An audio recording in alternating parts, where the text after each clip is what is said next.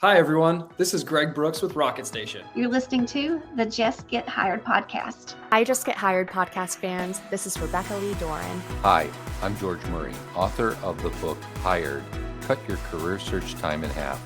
This is Jennifer Brady, and you're listening to the Jess Get Hired Podcast. You're listening to the Jess Get Hired Podcast. Make sure that you like the podcast and share it with all your friends. I can't wait to hear what you think. Hey everyone, and welcome to the Jess Get Hired Podcast. I want to say hello to my podcast family. I am your host, Jessica Fiesta George. We're rolling into episode 58 of the Jess Get Hired Podcast. Well, today's episode is something truly extraordinary. This is tailor-made for all of you ambitious souls, all of those groundbreakers out there, the ones who hunger for the freshest insights on how to supercharge your career and seize every opportunity. I know, I'm talking to you.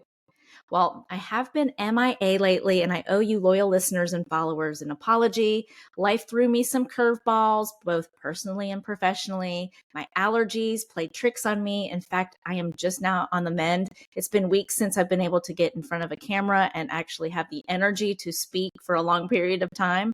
So I got hit by a nasty bug.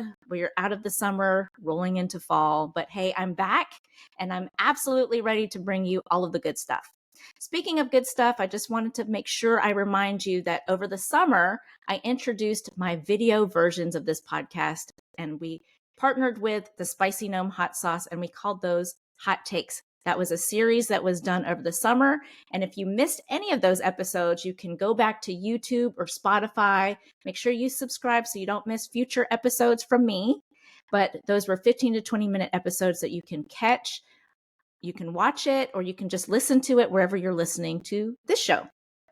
Well, today I have an exciting guest. His name is Dante White. He's the mastermind behind Oppuous, and his journey is purely inspirational and a must listen. So if you're itching for success, you're in the right place.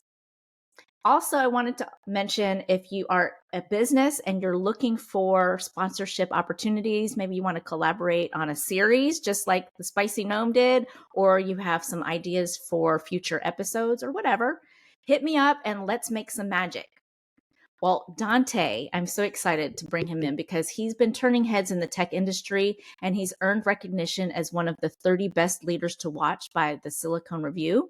And not just that, his brainchild, Oppuous, has recently been named as one of America's most impactful privately held companies for 2023 by .com magazine, and also got the prestigious title of 2023 Impact Company of the Year. So I think that is cause for pause and time to celebrate. And so congratulations to Dante and the rest of his team. So what is Oppuous? Well, Dante's going to come in. He's going to tell us all about it, but it's really his brainchild, which was kind of born from a vision to how he can revolutionize businesses, both big and small, when it comes to their tech solutions. So think about it, how Amazon is our one-stop shop for pretty much everything. Well, Oppuous is also a one-stop shop for business tech solutions. So they have everything from hardware to software and everything in between. But one of the things that I wanted to point out that makes this company so special is that it has a heart. They are committed to giving back to the community. Every project that they undertake supports women, veteran, minority-owned businesses, and is also an accelerator program aimed to foster generational wealth and growth within the community. So Oppuous stands for, or what they believe is, an opportunity for you is an opportunity for all of us. So hence the name. Well, we're going to listen to Dante's journey. I'm excited to hear his vision behind it and discover how he's leading the charge in revolutionizing how our businesses approach technology. So let's not waste any more time. Let's bring him in and welcome Dante White. Welcome to the Jess Get Hired Podcast. Yeah, thanks for having me. It's a pleasure. Awesome. Well, the company is called Oppuous, and you were sharing with me before we started recording what Oppuous means. So do you mind sharing with the audience what your company stands for? Absolutely. So Oppuous stands for an opportunity for you is an opportunity for us. At the time, I was watching a documentary on octopus, and I was just trying to think about how to consciously do capitalism a little bit better, right? And so our business, while technology is the forefront of it and how we help organizations on the daily, we are actually an accelerator for generational wealth. So we take our companies that need DE&I initiatives, because we satisfy those through the proper credentialing that we've gotten through third-party validation and through government entities, right? And so we can satisfy DE&I requirements when they purchase technology through us.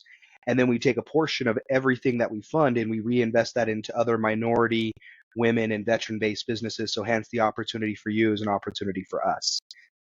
Awesome. I love that. That is so creative. And it sounds like Oppuous is a game changer in the tech world. So what kind of sparked your idea behind all of this, and what made you decide to take that leap to entrepreneurship? Yeah, so I'll kind of start with the leap to entrepreneurship, right? Because your podcast generally is about the job market, right? And how to, kind of navigate that. And so I've been working in corporate America for several years, and like many people, during COVID, I got laid off actually twice. Oh, Once gosh. right at the beginning, and I got another job real quick, and then I got, that company was having some instabilities. As soon as I got on, and I was like, well, I'm just going to hang on as long as I can. And then in November of 2020, I got laid off again. And at that point, it was the holiday season. I've been doing sales and marketing my whole career. I was like, I'm not going to get a job right now. I'm just going to coast out the holiday season, recoup my bearings a little bit. And at that point, my side hustle, Oppuous, kind of came to me. I was like, hey, let's make this the full-time gig, right? Well, I mean, like, what sparked the whole idea for this type of business versus, doing something else? You said it was a side hustle. So how did it become your side hustle? Yeah. So what originally sparked it, right, as I was talking about how we like to accelerate generational wealth and kind of help people out, what initially inspired me was I'm the first person in my family to graduate high school and go straight to college, right? And so there weren't a lot of connections. It was anywhere that I got, it was because I busted through the wall and I climbed on anything that looked like a ladder, right? And to kind of work my way up. And I was sitting around one day just kind of daydreaming a little bit, whiteboarding an idea of Oppuous as I was putting it together. And I was like, there's got to be a way for us to consciously do capitalism. There's got to be a way for me to help businesses, but also help people at large, right? And also create my own, wealth for my family. I'm a single father. So for me, it's how can I find ways to make enough money to live and spend more time with my son? And so Oppuous really came to light because, I was like, hey, technology is something every business buys. If I could get it to them for the same price or lower than they already are getting it on market, and I could satisfy their diversity requirements. And this was long before DE&I initiatives were really at the forefront. But, during COVID and times like that, it really accelerated. Okay. Well, I'm impressed with your commitment to give back to the community, because you mentioned something about giving back. So how do you come up? I mean, well, first of all, how did you come up with just even supporting like veterans? And I guess, single parents, obviously being a single dad, I'm sure that's part of it. But how did you decide, what organizations you were going to give back to? And then how has that impacted your company's growth and mission? Yeah, so I grew up in a military household, so for me, it was looking at my left and right, my peers and things like that, and looking at what a great group of people veterans are, right? They work really hard, they're mission focused, but while going through the military, you kind of just do your job, right? And then you leave, and it's like, now what? And many of them, I think, possess the skills to become entrepreneurs. Honestly, like they've got it really intuitively built into them, right? They're mission focused, get the job done, very gung ho and go go go. So a lot of that perseverance and persistence has to go through with it. The single parent side, like living on the minority and the women based thing, similar types of things, right? There's lots of people with great talent, but as I said, as you're navigating the world, who dictates a lot of how you can get places, right? And how you get funding and stuff like that. So we work for organizations that can align with our focus of doing real change, right? And doing real growth. There's tons of organizations out there that say that they will help a woman-based business or a veteran-based business or a minority-based business, but all they, really do is like, okay, well, here's the bids. Here's Yeah. a page full of bids. Well, I can Google. I can do that. That's not super helpful. For us, it's really aligning with organizations that will not only help fund, but strategically put in business plans, start making, lifetime connections and mentorship opportunities. A lot of my vendors that I work with in my technology space will hold events and sponsor events to educate people on like cybersecurity or CRM or phone systems, things like that are going to be strategically in place for these businesses. It was less about doing the easy, low-hanging fruit. So what does that mean to actually get into that opportunity? What does it mean to actually bid on that? What do you need to do? That type of work. Okay. Well, for the listeners out there who might be dreaming of becoming their own boss one day, obviously you had an epiphany and you were just like brainstorming how you can do this. But what's an essential piece of advice that you would give to them to take as like their first exciting step towards their own venture? Yeah, I mean, it's to do it, right? So it's a pretty simple thing, but there's a saying that I often say is, manifestation without perspiration stays in your imagination, right? And Okay. so Love a lot of that. people are like, hey, I want to be a millionaire. And they just sit on the couch, or, they just do their day job, or maybe they buy a lottery ticket. But, if you want to do something, you actually have to put in that perspiration, that work towards it. So as an entrepreneur, just take the first step. Don't be afraid of it being perfect. Don't overthink it. I think a lot of people get analysis paralysis, is what I call it, where they're like, well, if I just did this more, it's not perfect, it's not beautiful. How am I going to compete with, X competitor? Because, just go out there, create your MVP, which is your minimum viable product, right? Just create that and go to networking events, start doing some cold calling. That's really the first step. Is you have to just go. It doesn't have to be pretty. I've reinvented and taken apart this business and other businesses I've created multiple times.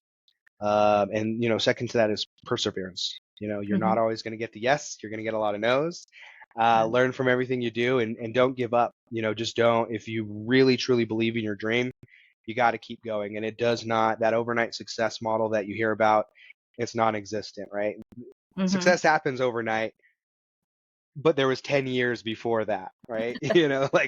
Absolutely. That is very true. That's the down and dirty people don't really want to talk about, or they don't really see that because they only see what is out there and what everybody puts out there, but they don't realize all of that work and all of the networking and all of the money put behind all of the success for any business.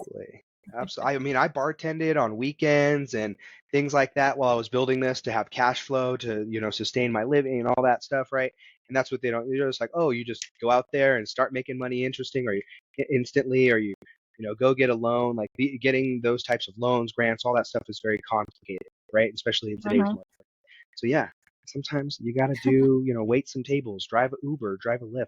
I'll be the first one to tell you, I did that. I did home health care for people, right? Like all kinds of stuff. Okay. Well, actually, one of my questions was, having a startup means you have to bootstrap your way to success. So it sounds like you were able to do different side hustle jobs to earn some income. Are there any other strategies that early on when you started the company to help you manage costs and resources? Yeah. So run it super lean for sure. So I'll tell you strategically, and I just had this conversation with an entrepreneur this weekend. Build your business right from the very beginning. Go out there and get the proper formulation. For me, LLC, right? So get your LLC, get that aligned. It's not very complicated to do that. In some cases, there's help at the state that can help you get that. Get your separate bank account. Get what's called a DUNS number. These are all free resources, right? Your DUNS number is basically your business credit, is what it is. And then you start building that instant. Like you need to do that in the very beginning because it's going to take time to steamroll that up. As far as bootstrapping the company and what kind of resources, depending on who you are as an entrepreneur, there's lots of great grants out there. Okay. Grants are like scholarships though, so you're not going to win them all, but go for them. I mean, there's tons of free money out there. Bank loans, credit loans, all those types of things will come. So as you're starting your business, the one thing that I would recommend to most people, if you're looking at doing it, and you are going to need some funding, you don't have it on your own, get a loan before you leave your day job, because as your business is getting started, it doesn't have its own credit. So they're going to look to you. They're going to look at how much money you make to satisfy the loan. They're going to look at your credit, things like that. Now, I started mine after being laid off. So it was like there was no daily influx of cash coming in. I had to, to literally take it from savings. I took some investments that I had and cashed them in and started it and stuff like that as well.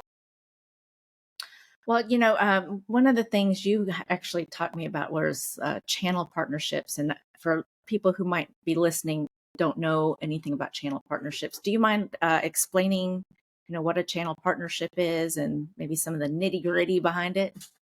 Yeah. So, Oppuous, while we sell technology to other companies, right? We are a channel partner as well. So if anybody's interested in selling technology, right, there's lots of people that have been laid off by different tech companies, et cetera. You can sell that through us. And the thing with channel partners is it does a lot of the heavy lifting for you, right? So you think about if we were to use a big name brand, we'll say Coca-Cola. Well, if there was a reseller out there, like you go to your gas station, there's signs.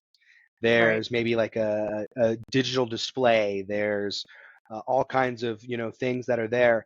Well, those channel partners, Coca-Cola in this instance, are paying for that type of stuff, right? So you want to get these partners that you have that will ante up marketing funds for you. They will, maybe make collateral for you.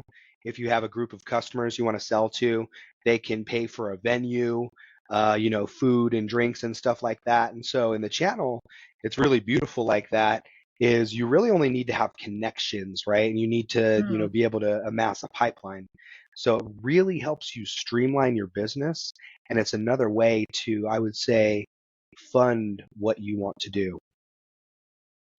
What would be your advice for someone who, they might not have that idea to come to their head like you did when it comes to a business? Where do you feel like maybe they can find that right moment to transition from maybe a side hustle gig to turning it into a full-time opportunity? Yeah, I mean, that's a tricky question, right? Because depending on where you're at with your savings and things that you have going on, that your obligations, it does become tricky to go from that full-time job and side hustle to making the side hustle the full-time thing. Right. And for me, like I got pushed into it, not necessarily, right? I could have gone and got another job, but my catalyst for change was getting laid off. And at that point, I was like, we all might die. It's COVID time. If I don't go and try at least to do that, like just give it a shot, I'll be really upset if I, didn't, get to live this potential dream. So what I say for anybody who's looking to turn a side hustle into their full-time gig is create yourself a plan. Can you reduce your hours? Do you have a spouse that might be able to help, offset some of those costs? Is there a way for you to make enough money in your side hustle to hire somebody or to automate some of the sequencing so you can, step away from your day job in kind of a stair-step motion? All these things are very fluid because it depends if it's a physical product. Luckily, mine's digital. So I can book a Zoom meeting and hop on a phone call real quick and then, sell, a customer some software and it's good to go. I'm not someone who's baking cookies, right? To bake cookies, you got to have the time to actually bake the cookies, bag the cookies, take them to a farmer's market or whatever, right? Maybe you're selling them in a retail situation, right? So that's a little bit more time, there's time constraints, there's physical constraints to that. So with lean methodology is we talked about channel partnerships, where can you find that value? Maybe you have a friend who's got a commercial kitchen, right? And you can borrow some of their space. Maybe that friend wants to pick up some additional, side hustle for themselves, right? And so you can give them their recipes, they're baking the cookies. I'm just going to use that as the analogy. I've recently met a lot of cookie entrepreneurs, which making me hungry. Yeah, my son has a sweet tooth, so it's been really cool because I get to sample their products and then give them to my son. So like maybe you can find somebody that can take your recipe, bake them for you, right? Even in that vein, maybe you just make that the business itself. You got to kind of think about how much time do you really want to put into it, right? If you've got a good idea and you've got a good, in this case, recipe, maybe you don't even make the cookies to begin with for yourself. Maybe you find somebody that can manufacture them for you, so you don't have to step away from your day job as much until you have, a full-fledged plan. So, I'm always happy to communicate and just like sit there and brainstorm with other entrepreneurs, because for me it's fun. And a lot of times you kind of get stuck inside your own head thinking about the things you think are going to work well. Right. And it's always good to bounce that off of somebody else, especially another entrepreneur. Your spouse might not get it because they work a day job. Your friends might not get it because they work a day job, right? It's a completely different mentality.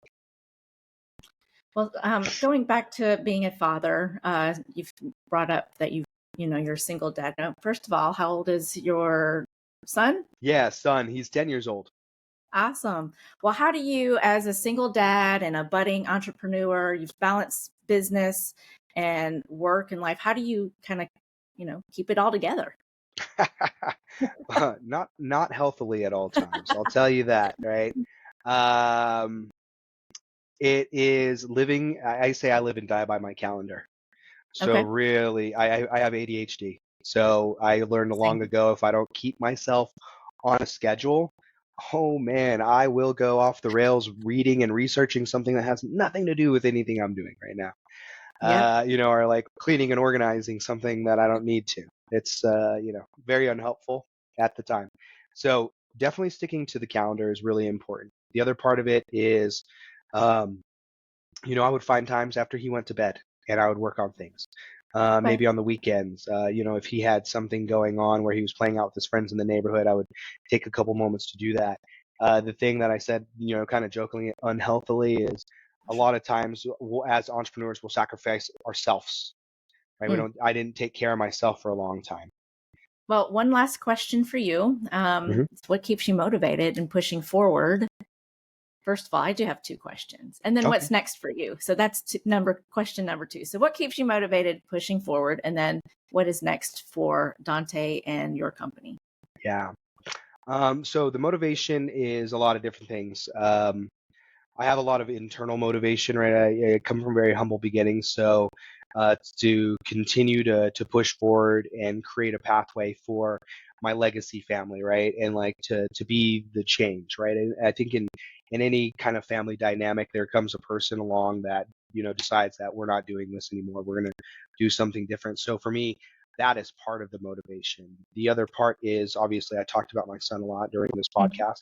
He's an extreme motivating factor for me. I am his, biggest fan, and he's my biggest fan, and he watches everything that I do, and I want to show him that there is a way that you can do business that is ethical, that is conscious, that can help. You can become a pillar of your community. That's very important. And then the third part is, helping other entrepreneurs, right? Like I love when people have ideas. I am the biggest I might not look like a cheerleader. I don't have like pigtails and, the cool little skirt on, but like I love helping other entrepreneurs. So like as this program accelerates and brings more money into it, then I get to cultivate relationships with people that are looking to take their business to the next level, or even take that first step. So it's always very exciting to have these other people around me that are just buzzing with electricity. That is huge for me, right? That is a huge motivating factor as well. And then as far as next steps, what's next for Oppuous? We're continuing to build out our reseller model. So anybody who wants to get into, reselling technology, it's a super easy job to do. Really, all you need is to have connections with people, or to be able to get somebody on the phone that's interested in cybersecurity or revamping their Microsoft infrastructure, whatever. That's all you really need, because through the channel partnerships that I've created through our organization, you don't have to be an expert on anything. We're going to give you the full resources. We give you the engineering staff. We give you the cloud specialist and the sales team, all that stuff. So that's really what's on the horizon, is getting that more off the ground. Okay. Well, I'm going to have links to find you in show notes and, of course, on my website. But any best place for people to find you? Are you mostly on LinkedIn, or can they find you on your website? Yeah.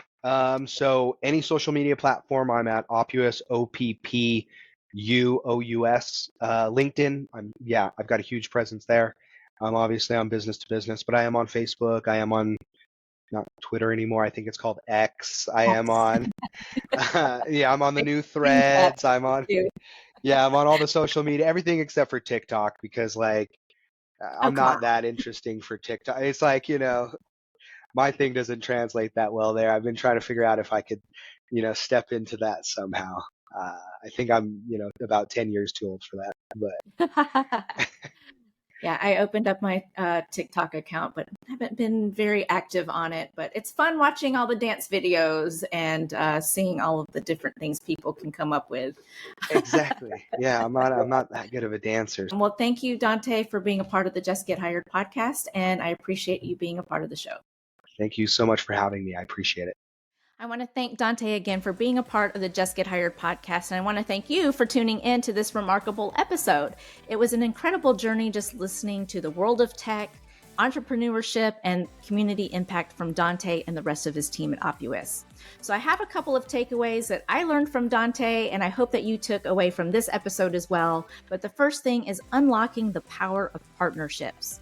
Channel partnerships, that can be a game changer for businesses of all sizes. So collaborate with like-minded organizations or individuals like me, and that can open up new opportunities for growth and innovation. So don't underestimate the power of a smart collaboration. The other thing is streamlining processes and solutions. Complex does not mean it is better. So simplify processes wherever you can, because streamlining any aspect of business will save time and money, so focus on efficiency and effectiveness. Also, expert guidance is invaluable. If you have the right expertise by your side, think about all the great differences that you can make. Whether it's a dedicated team, maybe you have advisors or mentors, their insights are invaluable when it comes to making critical decisions. So don't be afraid to ask for expert guidance.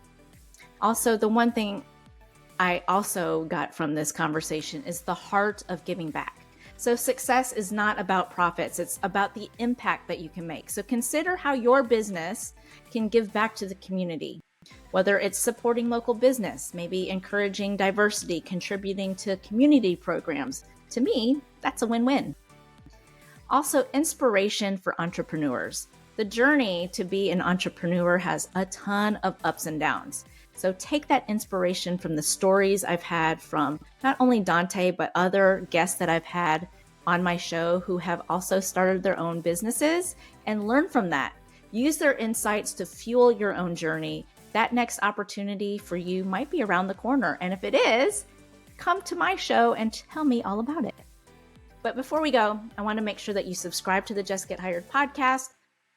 Don't forget to not keep this valuable information to yourself, but share this with all of your work buddies. If you're not following me on Instagram, head over to Jess Get Hired. I'll follow you back.